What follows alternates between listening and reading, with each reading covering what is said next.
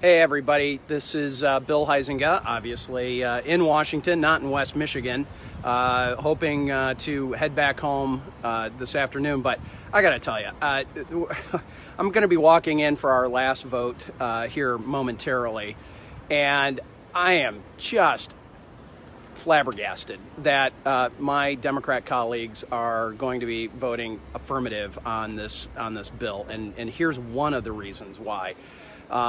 This is the state of play, where not only are we going into debt for our own country, we're now going to be going into debt for other countries.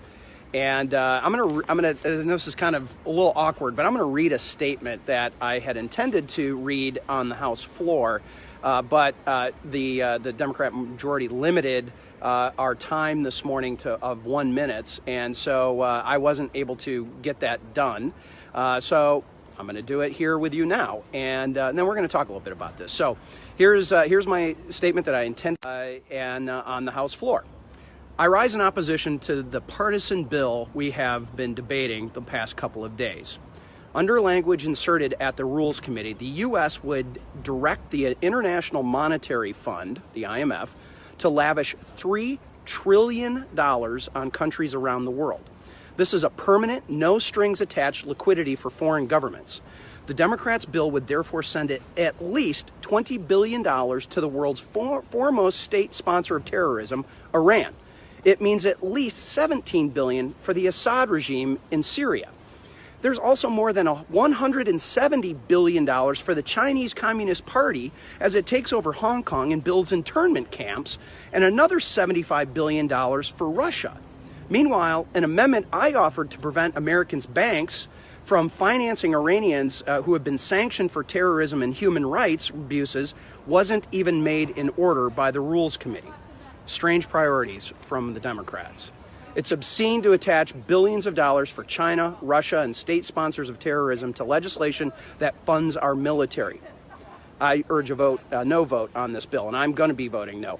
And this is to fund our military, and we are going to be directing the IMF, which, by the way, I had jurisdiction over at one point when I chaired one of the subcommittees on financial services. It was called the Monetary Policy and Trade Subcommittee.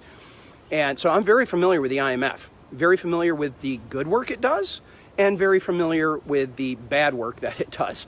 And I'm telling you, directing them to go spend $3 trillion on countries like China and Syria and Russia is lunacy. It's completely nuts.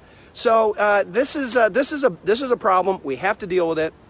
I hope the Senate. I don't have great expectations out of Michigan's two senators, but I'm hoping that someone in the Senate realizes how foolish this is and what we would be doing if we moved ahead with this. And so again, no hearing in the committee. It got inserted in at the Rules Committee. My amendment that wouldn't allow American banks and therefore our deposits as American taxpayers be used to fund Iranian terrorists was rejected. They wouldn't even take up my amendment, yet they slid in a directive for $3 trillion. It feels like a jillion. $3 trillion of support for countries around the world when we can't even get an agreement here in the House and the Senate about what we're going to do with the extension of unemployment or any of the other spending that we're doing. So anyway, time to take a breath. But I just hope that I just hope that cooler heads prevail over in the Senate,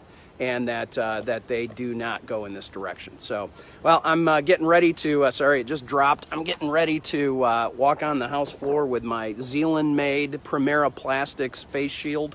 My friend Noel Cuellar and his great team over there pivoted from making automotive parts to face shields, and so I'm wearing that on the House floor. But so hey, everybody, I hope you have a good weekend. Enjoy a little time out in West Michigan, but just keep praying for our country, keep praying for our government, because we need it. We'll talk to you soon.